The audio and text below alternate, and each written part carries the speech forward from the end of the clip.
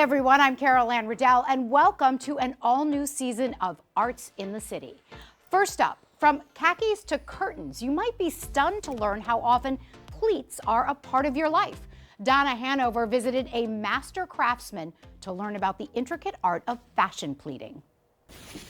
A couture master craftsman in the art of pleating, George Kalajian is passionate about the work his family has been doing for decades. Most people that come here are like totally blown away because they're like, wow, I didn't know there was this much to know about pleating. They've done the pleating worn by many stars: Ariana Grande at the Oscars, Anna Wintour, Cardi B, Jennifer Lopez on the cover of Time magazine. Known as Tom's Sons International Pleating, they do work for designers, big companies, and individuals. George and his team do many jobs with table pleating, also known as pattern pleating. It's done by hand, putting fabric into cardboard molds that are then compressed with the fabric inside and heated. Fabric can also be pleated by machine, where it's fed into rollers with special paper on either side of it. The 3 layers are pleated and heated as one. Then they're pulled apart to reveal the results. As for designs, there are some basic ways to fold fabric. As you can see, it's leaning to the side, why it's called a side pleat. Some people call it a knife pleat. The second is a box pleat. So you can see it looks like a box. An accordion pleat is standing up. Both sides are the same. Because you can expand it and contract it, that's why it's called an accordion. And a sunburst accordion panel is called a sunburst because all of the creases are emanating from a center point, emanating outwards like the rays of the sun. And this dress is inspired by the Marilyn Monroe gold dress. They even recreated the white Marilyn dress that blew up over the subway grate for a Super Bowl commercial. Sweetheart, don't look at me like that. It's gonna be amazing. Who's the genius who puts a girl in heels on a subway grate? Miss Monroe, eat a Snickers. Why? You get a little cranky when you're hungry. Better? Much better. It had 2 Marilyns in there, a cranky Marilyn and a beautiful Marilyn. And so we made the pleating and the dresses for both of those characters. They also make fantasy pleats. George demonstrated with a small mold and piece of organza, which he steamed with an iron. So we open it up, and there it is. When a pleat crease is actually going along a particular trajectory, and then it pivots and it goes into a different direction, or it splits, that is a fantasy pleat. There are many molds for fantasy pleating here in the workshop. For example, the chevron, the mini chevron, the cube, and the triangle. And these are how you're able to fold fabric into designs like these.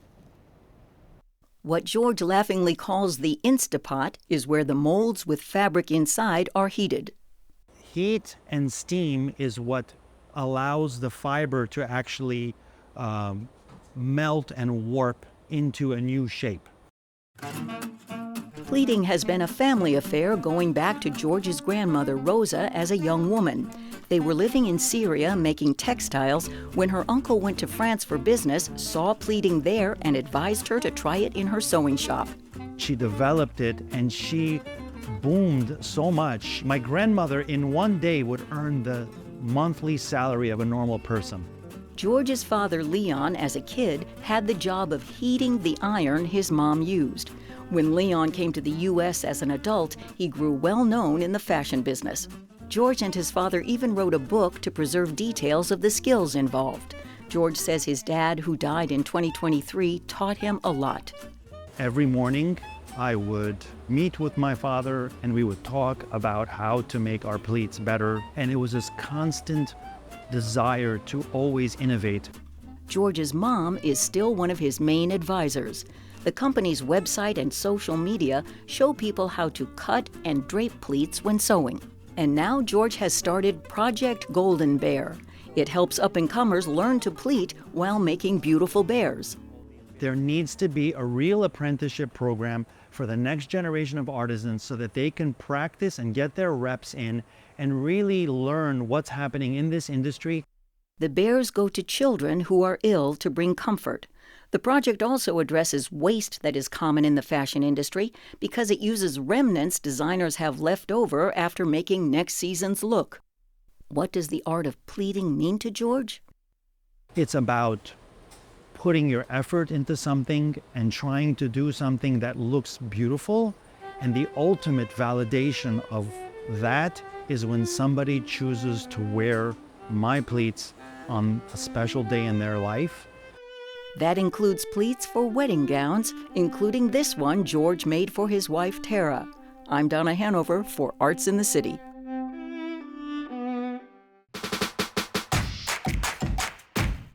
The stories of New York City and its people told through art.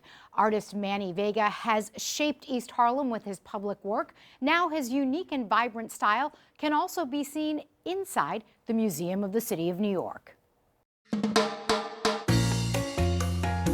The landscape of East Harlem is dotted with works by artist Manny Vega.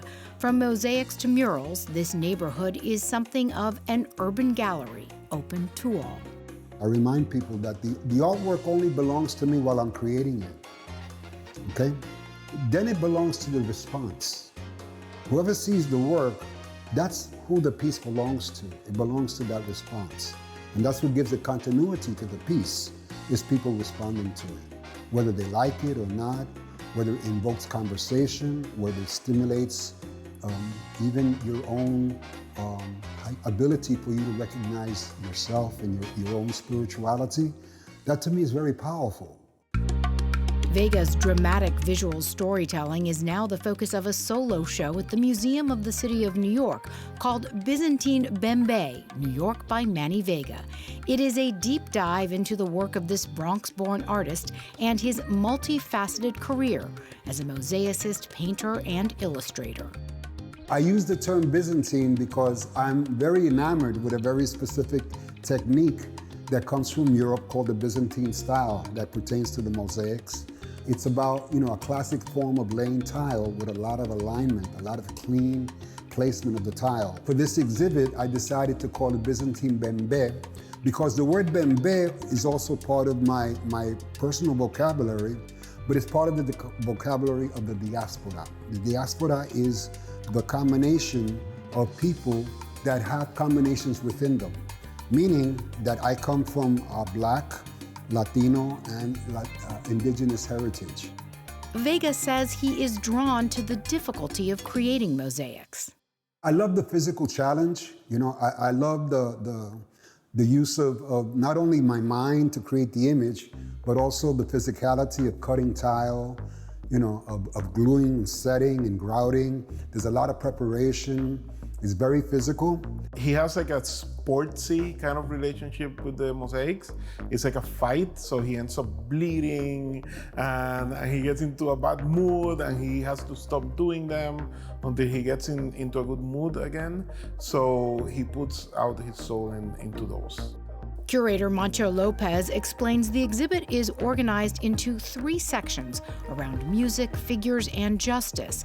It is part of the museum's centennial celebration and a tribute to its East Harlem home. What would this neighborhood be like without Manny Vega? It would be much less colorful. I think that Manny is like the natural, unofficial philosopher of the neighborhood.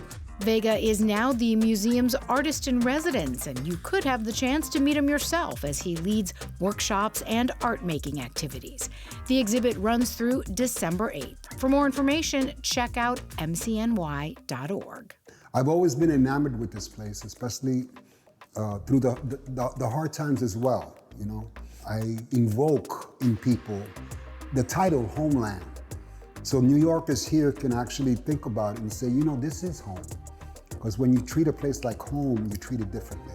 And so that's part of my subliminal campaign to love New York and care for New York.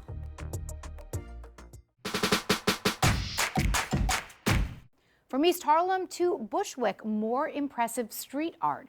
Our intern, Graham Hartman, took some incredible photos of murals in Brooklyn by the Bushwick Collective.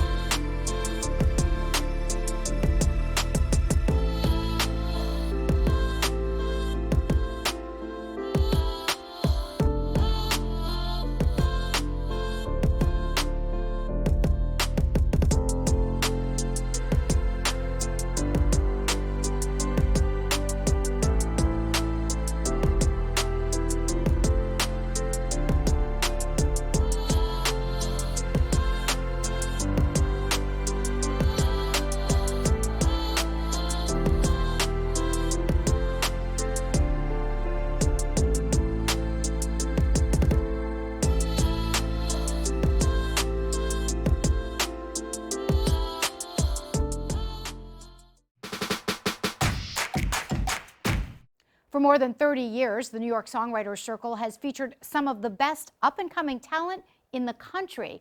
Our Neil Rosen headed to the bitter end in the West Village to check out their showcase.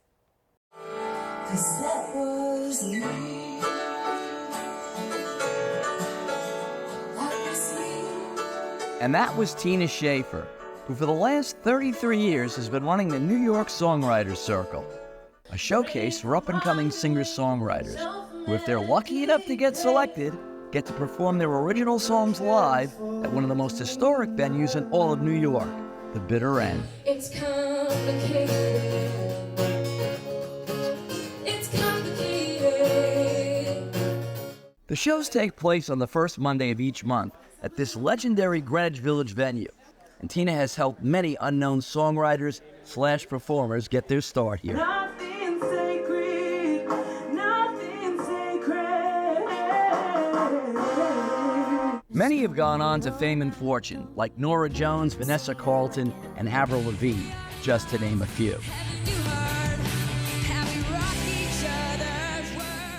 The process of somebody wanting to perform at the Songwriters Circle of New York is that we have a website, songwriterscircle.com, and they submit a few songs. We have a little listening team, and we listen to everything. It takes a while, but we do, and if it's something we love, you'll be on the stage. And that's how it started with everybody. Wake up, it's Christmas morning. Wake up, it's Christmas morning. Come and behold the broken hearted. It's for their sake he has come. The Songwriters Circle has great original music, and it's unplugged. It's the songwriter with the piano or guitar, and you're really hearing the original form of the song before anything's done with it. And that's what Russ Titleman, the very famous producer, used to come down here all the time and said, I love great songs in their original form, because then I can start hearing all the parts. And that's what this platform presents. The format of the show is simple. 5 songwriters appear on stage, and each takes a turn performing a few of their songs. You be on my mind forever.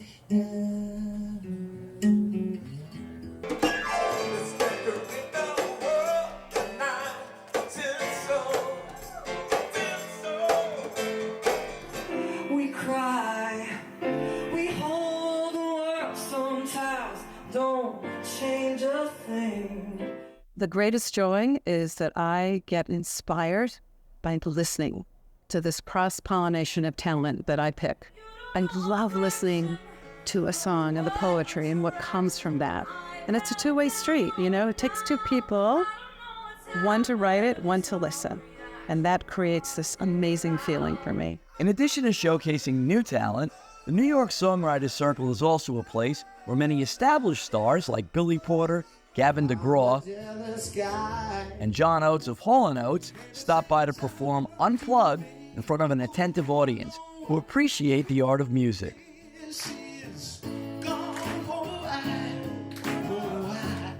To name all the notable people who performed at the New York Songwriters Circle, or who got their start at the iconic bitter end, would take too long, but let's just say the list is extensive. In addition to hosting and running the shows, Tina Shafer is also a multi-award-winning singer-songwriter herself. She's written hit songs for such stars as Donna Summer, Bette Midler, Celine Dion, Sheena Easton, and Phoebe Snow. Plus, her own albums have received rave reviews and are well worth listening to.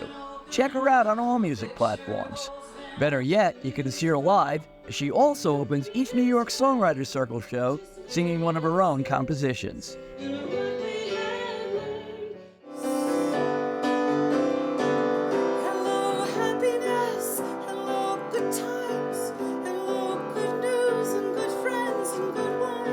If you think you've got what it takes, submit your song to songwriterscircle.com, and maybe you could be performing on the stage at the bitter end.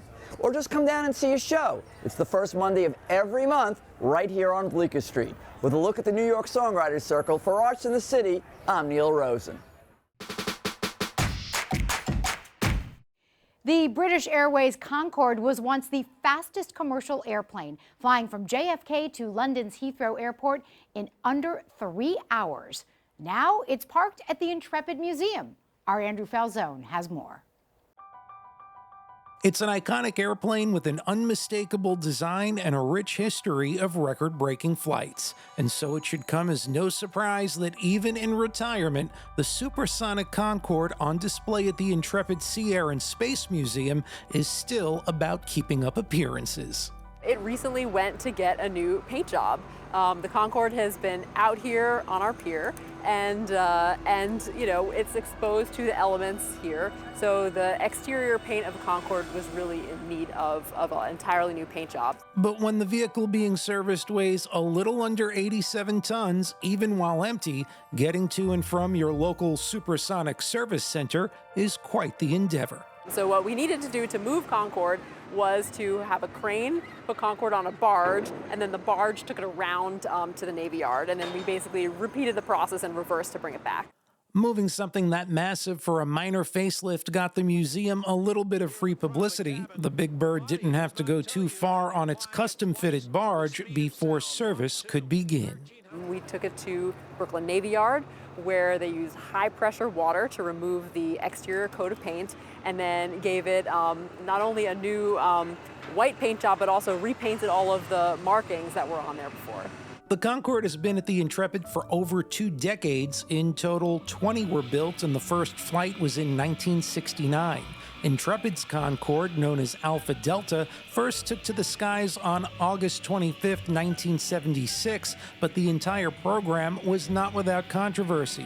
Known for flying faster than the speed of sound, or supersonic, Concorde created a sonic boom when breaking the sound barrier. This boom could be heard on the ground below, and so Concorde supersonic flights were only permitted when crossing oceans. In July of 2000, an Air France Concorde en route to JFK Airport crashed shortly after takeoff from de Gaulle Airport in Paris, France. That led to a grounding of the fleet until 2001. However, when the fleet was ready to return to the skies, passengers were reluctant to get back in the air after the 9/11 attacks. That, plus rising maintenance costs, sealed Concorde's fate. Concorde service ended in 2003, and the various airplanes were distributed to museums around the world. Alpha Delta arrived here at the Intrepid Museum in January of 2004 and opened its doors to the public. But while they were in service for British Airways and Air France, the Concorde fleet was known for being the ultimate flying experience, offering a service level beyond first class with ticket prices to match at about 20% higher. Most of these seats would be filled with the world's elite, celebrities and royalty, like Queen Elizabeth II, who used to sit in this seat right here, 1A. Now, when she was in that seat, this seat was turned around.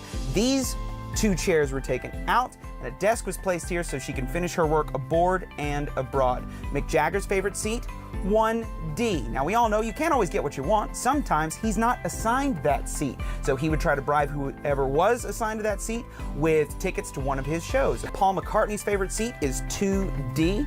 He used to take his guitar into the flight deck, get over the PA system, and play a Paul McCartney concert at up to 60,000 feet in the air. If you do come to the Intrepid to check out the Concorde, make sure you also come up to the flight deck to visit some of its supersonic cousins. The only commercial aviation plane on display at Intrepid, the repainted Concorde, is sure to delight visitors for years to come. I'm Andrew Falzone for Arts in the City.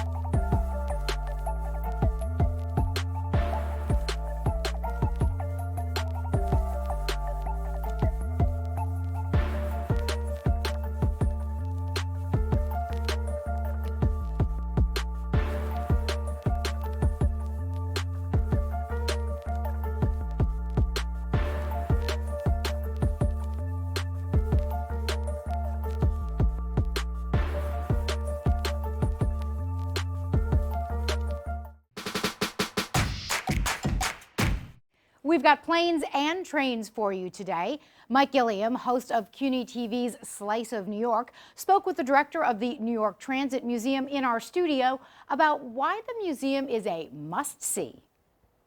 Concetta, let's talk transit a little bit. That museum has been in Brooklyn for many, many years, but a lot of people don't venture out. What's new and exciting there now? Yeah, well, thank you for saying that. We have been in downtown Brooklyn for almost 50 years, which is kind of crazy. We were started in 1976, and we were only ever supposed to be open for 3 months, from July 4th to Labor Day as part of the bicentennial celebration for New York City. But thankfully, New Yorkers fell in love with the museum, and so we've been an anchor institution in Brooklyn ever since. And there's a lot going on at the museum. Basically, in a nutshell, the Transit Museum tells you that you experience New York the way you do because of transit. You just don't know it. Whether that's going to Queens and understanding that Queens is Queens because of the 7 train, or being in the Bronx and understanding how much of the Bronx was impacted by the subway and then ultimately Metro North, and other sort of ways that transportation has really made place in New York. And those are the stories that we tell here. So we tell the stories past, present, and future. Right now, we've got a great, 2 great new exhibits, which sort of indicate that. In Brooklyn, in the main museum proper, which is a 1936 decommissioned subway with over 100 years of historical subway cars on display every day. We have a new exhibit that's opened up, which is a partnership with something called Pure Vision Arts. And Pure Vision Arts is an arts collective based here in Manhattan, over in Chelsea. And all of those artists identify as being autistic. So they're on the autism spectrum. They are passionate about transit, and they've all curated and commissioned work that is on display for the next year at our location in downtown Brooklyn. You've kind of led me to my next question, and that is, a lot of people may not have been to that museum yet. Can you kind of describe what it looks like there, what you would see if you were to visit? Sure. Sometimes people are chagrined that they've never been there, and I say that is totally fine, because when you go to the Met, you know what you're going to get, right? But I guarantee you, for people that have never been to the Transit Museum, when you leave, you're going to say, that place was awesome, and I had no idea. So we love when people say, you know, not been yet, but we want you to come visit. What you'll experience is, it's the first stop in Brooklyn on the 4-5, so you just have to go 1 stop into Brooklyn to Borough Hall. It's around the corner. It is a 1936 decommissioned subway station that goes the entire length of a city block.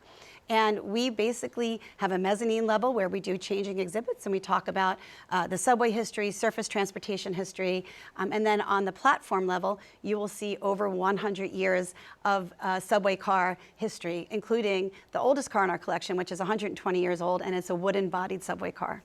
Are there moving trains? So, interestingly, amazing question. We are one of the very few museums on the planet that has rolling stock, that's what you call subway cars and buses, that actually operate on their originally intended lines. And so one of the great things about the Transit Museum is, every so often, if you can't make it to Brooklyn, we will bring the museum to you. We have a parade of trains over down in Brighton Beach, where we'll take our collection and put them out in the system. We have a bus festival where you can see our vintage bus fleet, and then periodically over the course of the year, around the holiday time, for example, we run our nostalgia trains as well. Okay. Now, I'm one of those guys who rides the trains, and I go, I wonder what it would be like to actually drive this thing. You know, what would that be like?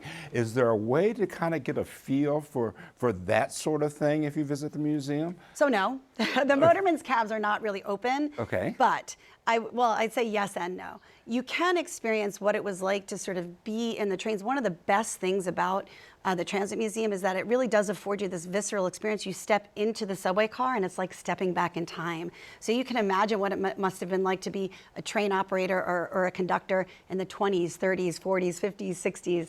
And it's really special. And then through the exhibits, we do try and tell you what it was like to work in and create the system over the course of more than 100 years. That is our show for today. Thanks so much for watching. A quick reminder to check us out on our app and social media. We'd love to hear from you. I'm Carol Ann Riddell. See you next time on Arts in the City.